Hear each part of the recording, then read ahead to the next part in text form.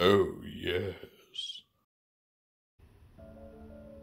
Welcome, everyone, to the long-awaited, at least by me, retrospective video on the second wave of Netflix's Transformers War for Cybertron line. This retrospective is coming a little late, seeing as the third wave of toys are currently being released across the US, but I figured I didn't really want to get into doing those reviews until I saw Wave 2 with a proper send-off.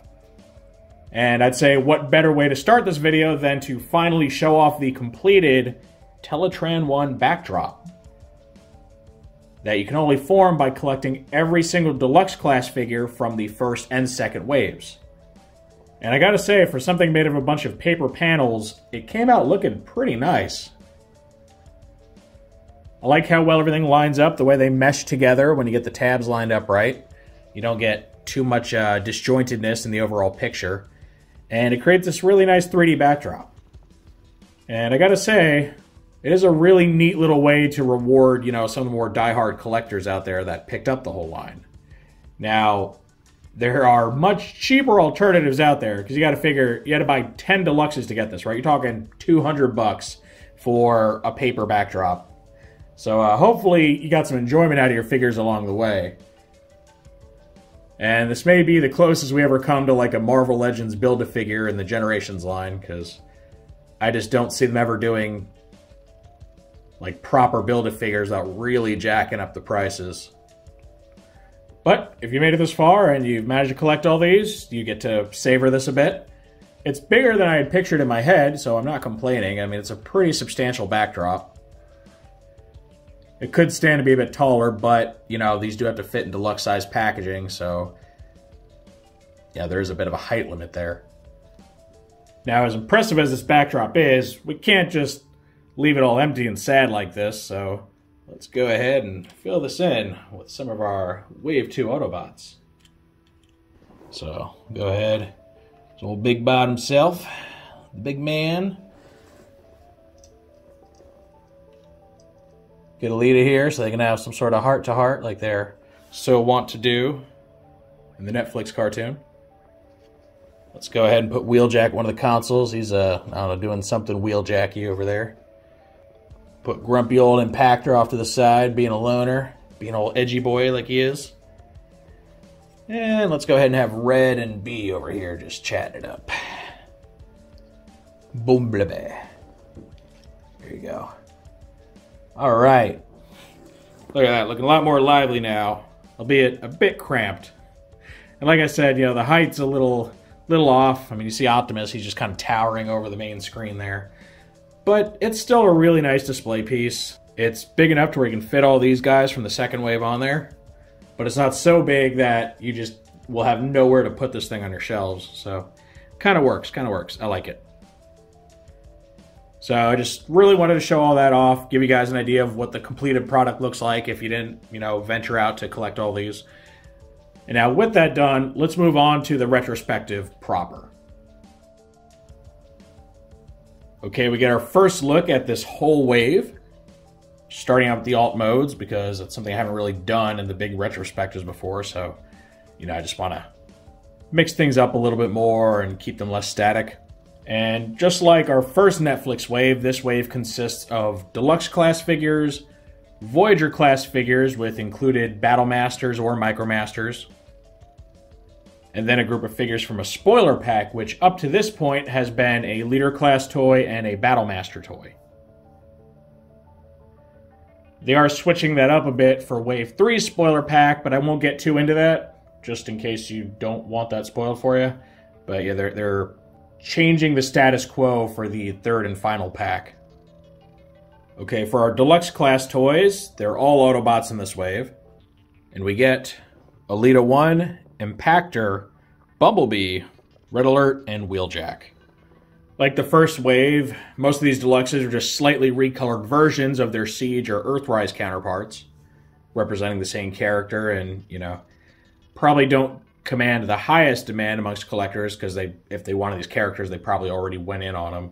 Elita is interesting because she's a pretty heavy retool of the Earthrise RC toy, though done in a way to make her greatly resemble her look in the Netflix cartoon. And then Bumblebee, kind of out of nowhere, because he's a Volkswagen Beetle, like officially licensed and everything, retool of the Earthrise Cliffjumper. So with Soundwave, he's a bit of an oddity being included in this toy line that's supposed to be about a show set, you know, pre-Battle on Earth. Speaking of Soundwave, he's one of our 2 new Voyagers, so you get him over here in his cassette deck mode. You also get his 2 minions, Laserbeak and Ravage, which is really cool.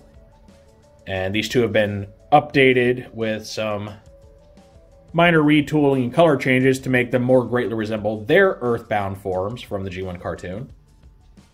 Then we also get, interestingly enough, a redeco of Earthrise Optimus Prime. Not the Siege one, despite the fact that, as far as we know, he only ever appears in his Siege body within the Netflix cartoon. And, I mean, they could surprise us at the very end of Season 3, but I highly doubt it, because this is the show known for just reusing character models over and over again, even when it's really not appropriate. And with Kingdom, we know that it's being set on prehistoric Earth during Beast Wars.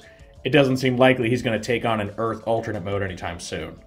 So I think the choice to use the Earthrise Optimus mold vice the Siege one is probably just because the Siege one has been done a good number of times at this point, including right here, and we'll talk about that.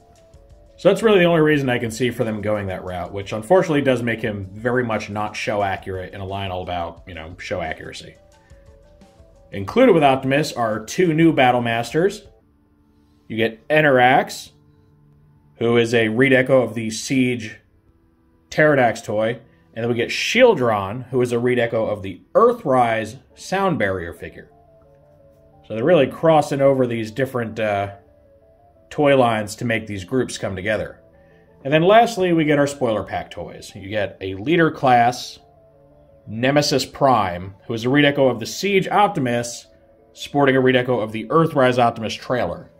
And luckily, they're compatible with each other. Now, it's got some clearance issues compared to the Earthrise cab, but overall it works pretty well. And he comes partnered with Fangtron, who is a direct redeco of the Earthrise Slitherfang. And they also get 3 slightly more reddish than the Wave 1 Energon cubes for good measure. So yeah, this is a look at the second wave in its entirety. Now we're going to break down the different size classes and just kind of focus on each one of those real quick. Okay, here's our Deluxe Wave in their robot modes. And there was clearly more effort put into this second wave than there was the first. The first wave, while it had some cool characters like Scrapface and the Decepticon Mirage, all those toys were just recolors, you know, straight redecos of Siege toys. In this one, we actually get 2 pretty heavily retooled figures in the forms of Bumblebee and Elita. And, you know, those were the 2. For anyone that follows me on a regular basis, you notice I reviewed those way sooner than I reviewed these 3. These guys I just got caught up on. And that's because, I mean, frankly, they're just not as interesting. You know, I hate saying that. I hate bashing them, but, yeah, they are just minor recolors of their mainline versions. So, not a whole lot of demand there. Now, something I did notice that was kind of interesting is how well all these things sold.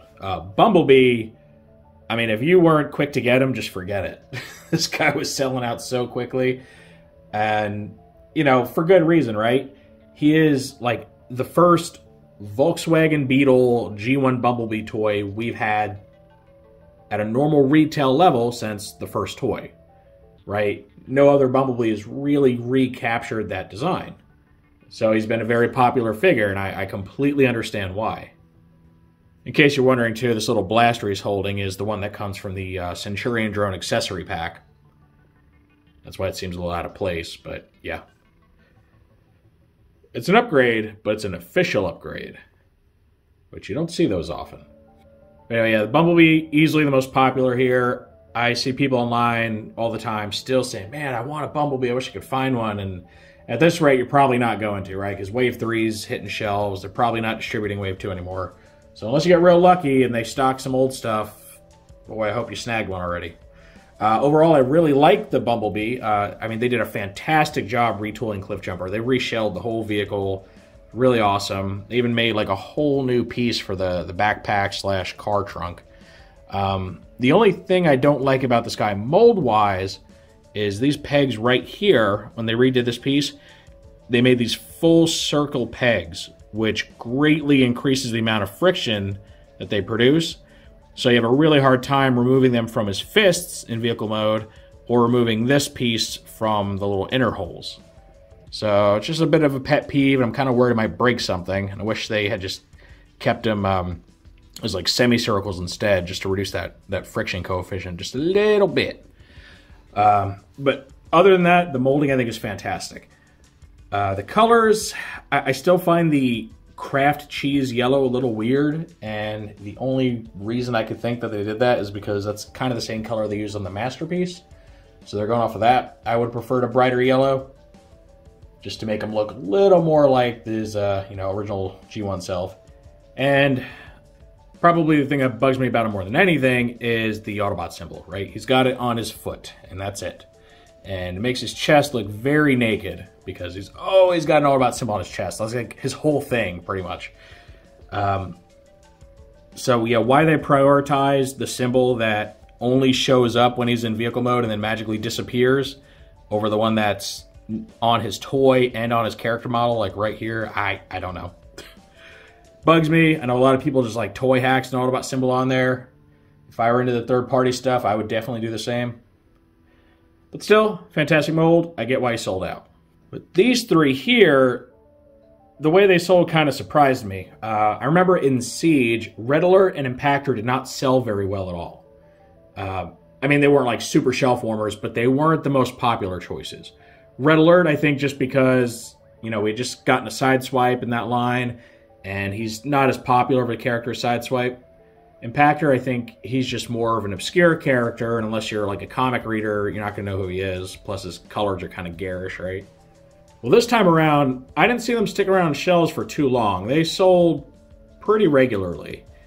Oddly enough, Wheeljack has not been selling well at all, at least as far as the Walmarts I've been to. I know the Earthrise Wheeljack sold pretty steadily. I didn't see him shelf warming too much. The big shelf warmer in his wave was Ironworks, because, he was a non-G1 character. Not a lot of hype for him. This time around, Wheeljack there's more Wheeljacks like sitting around in my Walmarts than anything. And the only reason I could think of is because everybody that wanted Wheeljack already got the Earthrise version. Or they saw the Earthrise version, maybe disappointed with the lack of accessories or something, and then just skipped this one too. I don't know, but he's really shelf warming right now. Even as Wave 3 is hitting, I see there's a ton of Wheeljacks sitting around in my Walmart. And then we get to Elita, who's an interesting case. I predicted her selling pretty well, and I got that wrong. There's almost as many Elitas clogging shelves at my Walmarts as there are Wheeljacks. And that one's a little more interesting, right? Because it's the first time we're getting this character outside of the Power of the Primes toy, which was completely different looking. That one was much more based on her G1 cartoon self, and, has an aerial vehicle mode. Yeah, this is a car that looks like the Netflix version, who is rather different looking than G1 Elita. Slightly different coloration, different helmet design. I thought she was going to sell pretty well because she's a big main character from the show. She's Optimus's second in command. Honestly, in my opinion, one of the most well-written and well-voiced characters in the whole show. I think Lindsay Rousseau deserves a lot of credit for her portrayal there. So, imagine my shock when I start looking at what's left and I just see a ton of Elitas. And I can think of maybe several reasons why this is. Could be lack of name recognition. Right? People that didn't watch the old 80s cartoon may not know who Elita 1 is. It could also be the fact that she is a retool of Earthrise RC, which is not an incredibly popular mold by itself. It's absolute shelf warmer. I went off on that one a bit, I did the RC review, because she just pales in comparison to, like, the Thrilling 30 toy. Like, looks good as an action figure, right? Like, this whole thing right here, very epic looking, terrible transformer. Just absolute shelf warmer, faux parts everywhere, not great. So maybe people already knew about RC and they didn't want to get that mold because they heard it was bad. Personally, I think this is the best use of that mold by far. Just the new sculpting and the added paintwork, I think, makes her far superior to RC.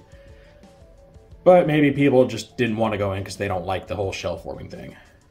And then the other thing, and this is more from a marketing perspective, in general, female characters just don't sell very well in boys' toy lines. And I know people get into a lot of very passionate discussions over why that is and if it needs to be changed. And regardless of your feelings on that phenomenon, it is something that's patently observable, right? Like, you go to any of these boy action figure toy lines and you look at the toys that tend to shell form there, the ones that tend to not sell well, and they're very often the female characters. I don't know the psychology behind that. I mean, me personally, growing up as a kid, I didn't mind having female characters there, right? Like, they're part of the cast. That's what I wanted. But there's some trend there for some reason. And if you need to see it for yourself, go look at the Marvel Legends section of your toy aisle and look at which figures are left, right? It's all the either like super obscure characters like Frogman, or it's the female characters. I know Marvel Legends just had a new wave, which I find really cool. It's based on the House of M arc of X-Men. I was getting a bit out in the weeds, but bear with me. Really cool figures. Man, they got like the white armor Magneto and all this really neat stuff. I don't collect Legends, but I was tempted. I won't lie. Well, after the first time I saw the wave, that was it. Anytime I've come back, like, they're all gone except for one figure. There's a whole bunch of Moira McTaggarts. Whole bunch of them. You know, Moira's not the most exciting character, right? She's not like a superhero with a fancy costume. She's just a regular person, like just a very capable, very intelligent woman that doesn't have powers or anything. And honestly, I thought her toy was pretty cool, right? It had this whole gimmick where you swap parts around and like completely changes her getup from scientist to super spy. Just by like popping some arms, swapping them, and like pulling all lab coat off. Really neat, in my opinion. But they're shell forming like crazy. Nobody wants them. So, yeah, it's unfortunate, and I think Elita's falling prey to that. I mean, when you look at, you know, RC's wave, I can find quite a few stores, especially like Myers. I don't know if you guys have Myers in your area, but there's a bunch of Earthrise RCs laying around, and now there's a bunch of Kingdom RCs laying around. Like, yeah, I don't know. It's unfortunate. I think Elita deserves more love. And if you haven't picked her up yet, because you heard bad things about RC, give this one a shot. There's probably some still sitting at your Walmart. I think she is easily the best version of this mold. All right. I think I've covered everything worth talking about with the Deluxes. Let's go ahead and whip out the Voyagers now. All right, now we move on to our Voyager multi-packs. We get Soundwave with Laserbeak and Ravage, and Optimus Prime with Enerax and Shieldron. Soundwave, easily the most popular out of these two. I'll still see Optimus Primes every now and again, but Soundwaves are almost never present on shelves. And when I reviewed this guy, I bashed him pretty hard, and I actually predicted that once the wave reached saturation, he would shell form. And I gotta admit, I was so wrong. Like, he has not even come close to shell forming. Nobody can find this guy. He's like Bumblebee, but for the Voyager class. So I was surprised. I really was. I mean, most of my opinions on him still hold true. You know, he is a retool of the Siege Soundwave, but having, you know, quite a few parts swapped out to be able to take on his Earth-based mode from the Generation 1 cartoon. And I still have my criticisms of that approach because he ends up with a lot of weird vestigial features, right? He still has the landing gear on his forearms, despite the fact that they serve absolutely no purpose in either of his forms. And then he's also got, like, the fake, you know, button butt flap, as well as buttons on his front pelvic area. And, you know, it's because they're taking something, a toy that wasn't really meant to be Earth mode Soundwave, and tried to, you know, force it into that box. So I still maintain those criticisms of the toy. I mean, it's still a good Soundwave, don't get me wrong. Yeah, he scales very well with your current Chug collection. But I would have preferred seeing a new mold. And I still think the eyes either should have been yellow, or they should have used the brighter, like, blues and stuff for the cartoon, because the dark blue with the dark red eyes just makes his eyes very hard to see. Minor nitpick, of course. The 2 updates to his cassettes, they're pretty good. I think the Laserbeak came out better. The Ravage is really just not a great mold. And no amount of, slightly retooling the head or changing the color is really going to change that. He just doesn't look like Ravage much. And I will say that Soundwave just kind of proves exactly what I was ranting about when Siege first came about. I'm like, you guys know that they're making all of their alien vehicle modes look so much like Earth modes so that they can retool them and sell them back to you again in a few years as Earth modes, right? I was like, no, no, no. Well, yeah. That's exactly what happened. Soundwave is proof of that. Now, luckily, they didn't take that approach with all the toys, right? The new Earthrise Optimus mold is far too different from the Siege version to call it a retool. He reuses some parts, but, I mean, the transformation is very different. Same thing with, like, the Datsuns, right? Datsuns are only molds. So it wasn't as bad as I thought the problem would be. They did give us, like, legit new mold updates to a lot of these characters, even if it was literally the next year. But then we also got a lot of examples of, maybe Earthrise Ironhide, where, like, half the parts are the same. So, yeah, it's something I still find a little scummy. Like, if they were going to give us alien modes and Earth modes, I really preferred the alien modes be a lot more, alien, like the original War for Cybertron designs from the video game. But, honestly, I'm just beating a dead horse at this point. Moving on to Optimus. Again, he's a little strange because they decided to go with the Earthrise version rather than his Siege design. But they did give him colors that very much help him resemble his color palette from the Siege cartoon. He's got like the really dark blues. He's got the really bright eyes that contrast against it. Got the greenish tint to the windshields, though not quite as green as the cartoon has. The cartoon has this like almost like a radioactive green glow. But he does look like he comes straight out of that show with that very just kind of grim dark color palette. So at a squint, he does look like he belongs there. And I imagine there's probably a lot of discussion when they were coming up with, which version of Optimus to include in the Netflix line. They're probably going back and forth between the Siege one and the Earthrise one. And again, I can only guess it's probably just because they were concerned about mold fatigue or the fact that they were already putting a Siege Optimus mold out there with the Nemesis and they didn't want, 2 colors of that same mold within the same wave. That's probably what it was, honestly. I don't know. So he is weird. Looks good, and in some ways I do like his colors more than the standard Earthrise Optimus Primes. We'll also talk about the 2 Battle Masters he comes with. So I think they're pretty cool. They're a very interesting concept, right? Enterax is clearly meant to homage his energy axe that he wields in a ton of media, dating back to like the very first episode of the very first cartoon. Unfortunately, he can only hold it like a proper axe. He can't really have it extending from his wrist.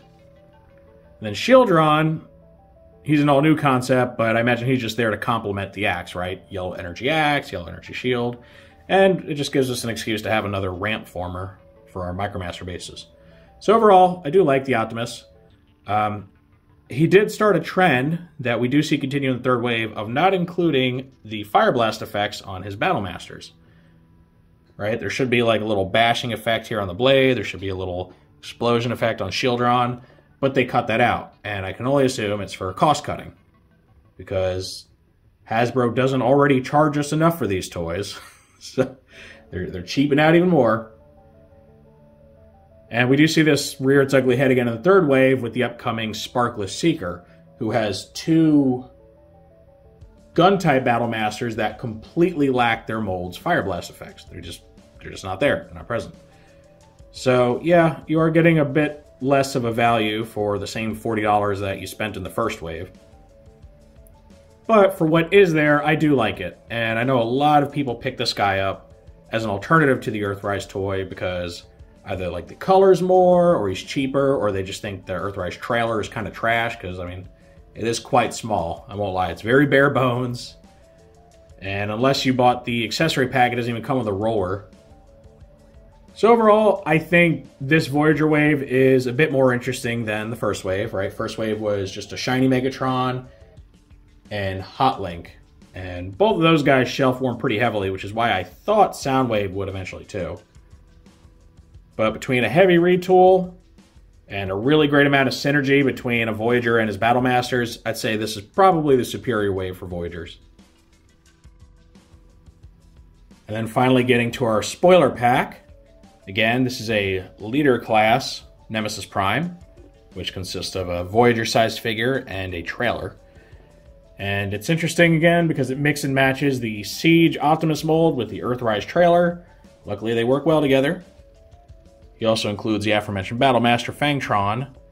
Same Energon cubes that came with the Ultra Magnus, though in a more reddish hue. I don't know if that's significant or not, or what.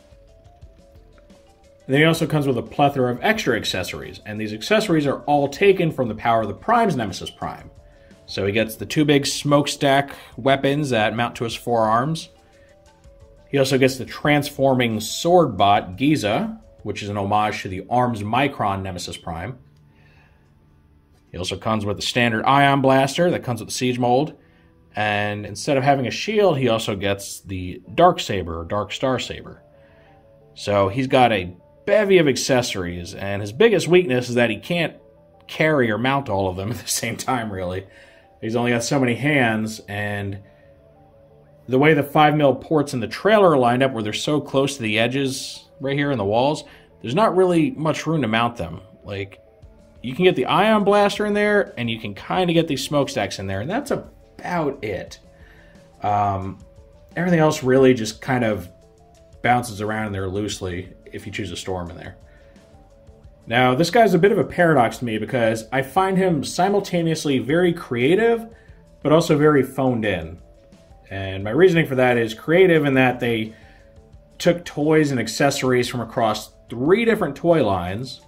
Right, you got Siege, Earthrise, Power of the Primes, mashed them all together in this like big old pack that does feel, honestly, a lot more satisfying than just a half-gray Ultra Magnus. Not gonna lie, there's a lot more play value here. But also feels very phoned in, kind of for that same reason, because they literally just made a Black Optimus Prime and then slapped a bunch of already used accessories on him. I mean, it almost feels like, you know, like an amateur kit bash.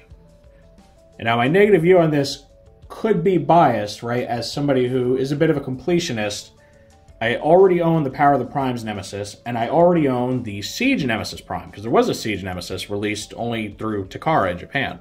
And I happened to grab one of those, not knowing that they were going to release this guy. If I had known that, I don't think I would have paid the money I did to get that.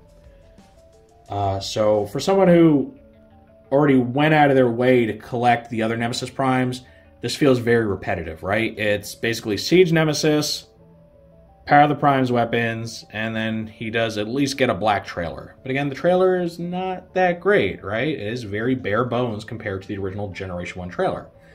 So I have mixed feelings on him. But in a non-biased way, like in a kind of objective way, I definitely see the value of this guy.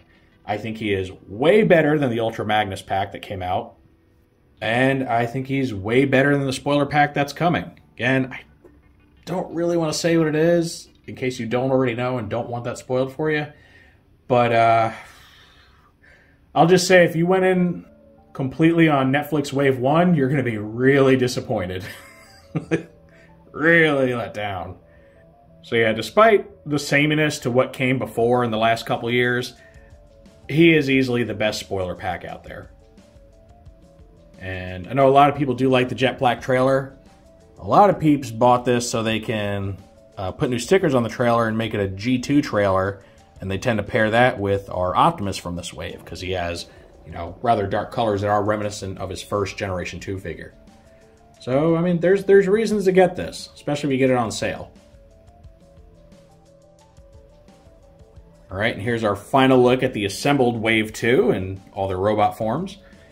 And I gotta say, there's a lot of variety here, right? I mean, you got a lot of different characters, various sizes, right? From very small deluxes to very big deluxes, shorter Voyagers to, you know, more average size Voyagers.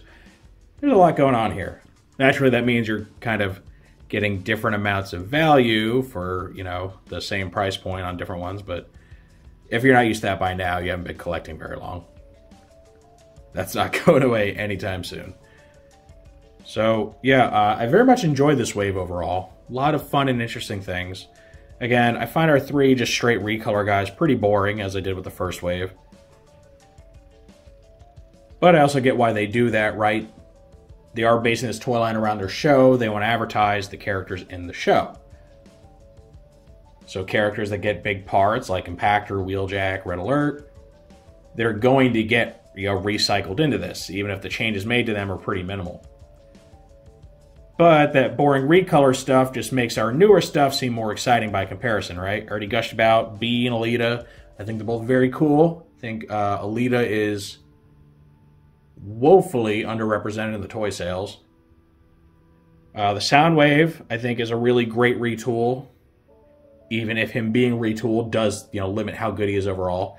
The Optimus, he's pretty cool. I wouldn't find him as exciting if he didn't have the really neat synergy with his Battle Masters. And then Nemesis was just really creative. I mean, it's like a kid playing with his toys. He just slapped them all together and is like, this is going to be my new leader class, So I do like him for what he is. And he is really great for people that didn't go in on, an Amazon exclusive leader and a Japanese exclusive Voyager in the last few years. So yeah, I would say this wave is easily better than Wave 1. They definitely put a lot more work into this one. They got a little bit more creative with it. I know in my Wave 1 retrospective, I did a lot of speculating about what was coming in this wave. And, I had a mixed amount of success with that. There's no point in speculating Wave 3. We already know what's in it at this point because I'm so late to the party. So I'll just kind of quickly compare my thoughts. I think Wave 3 has a lot of really interesting concepts, especially at the Deluxe level, right? They only have one repeating character. That's going to be Cheetor, though Cheetor has a color scheme that most consider pretty superior to the standard Kingdom release. You get a zombie robot, a Quintesson drone, an obscure Diaclone character, who, oddly enough, is being released in selects at right about the same exact time, but with flipped color schemes for some reason. Your Voyagers, you get another zombie. You get a really boring, barely there recolor of Optimus Primal and Rat Trap. And the spoiler, look, I'm just going to say it. If you don't want to know, skip ahead 20 seconds. Spoiler box is literally Netflix Megatron again, with slightly different tampos on his chest. Other than that, completely identical, save for blue highlights on his cannon instead of red. And then a purple Paleotrex called Skelevor. So, super disappointing and does not meet the high expectations generated by Nemesis Prime. Alright, if you tuned me out because of spoilers, welcome back. Alright, so, yeah, overall, I think this is easily the most solid wave from the Voyager and higher price points. And then kind of on par with the upcoming Wave 3 when you come to the Deluxes. Right, this has more retooling, but Wave 3 also has way less repeating characters. Granted, that's because there's only 4 figures in the wave, vice the 5. And just kind of more deep cuts, right? Whoever thought we were actually going to get sparkless toys, right? Dead, rusty robots that were in one scene. Though to be fair, old Nemesis here appeared for all of 2 seconds in the cartoon. Literally as a vision of what Optimus could become if he takes a dark path. And it was a quick, look at my eyes, and then that was it. So that was disappointing. Figure's great. His cameo on the show was horrible. They relegated a $60 toy to 2 seconds of airtime with no lines. Cool. And, my last thought is the Bumblebee and the Soundwave. I'm convinced, absolutely convinced, that these two were slated to be either Earthrise or Kingdom toys at some point. There's no reason these toolings exist that give them very much Earth-based alt modes, other than to have included them later in the War for Cybertron trilogy, the main line. So they probably just ran out of slots, moved them over here. Because by all rights, this Soundwave should be the Siege Soundwave. And even though you could say the same about Optimus, they didn't go out of their way to retool a new Optimus. They just recycled the Earthrise one. So, I mean, yeah, it's got to be just a space limitation thing. And then Bumblebee, I don't know what they would have done with him because he doesn't already have a siege tooling. And his character model doesn't have an alt mode. And really doesn't look like this at all. So, yeah, I'm convinced these were originally Earthrise or Kingdom. They had to be. Alright, and I think that pretty much summarizes how I feel about this second wave of Netflix toys. Like the first one, it's got some good, some bad. But in my opinion, quite a bit more good. I think they really played it safe with Wave 1, and then once that sold pretty well, they decided to invest a little bit more time and money into making these a bit more unique. And I'm happy they did, right? Because if not, we wouldn't have something cool like this, new Earth Mode B that everybody's just crazy over. We wouldn't have a modern Nemesis Prime with a trailer. So, yep, I like this wave. And I hope, as I get into reviewing and collecting the rest of Wave 3, I'll like that one about as much. But time will tell. So if you've enjoyed this video, make sure to toss it a like. Let YouTube know you want to see more stuff like this. If you do want to see more like this, make sure to subscribe and hit the notification bell so you always get a heads up when I post something new. And thank you for joining me for this look at the entire second wave of Netflix's Transformers War for Cybertron trilogy. And with all that said, I will see you next time.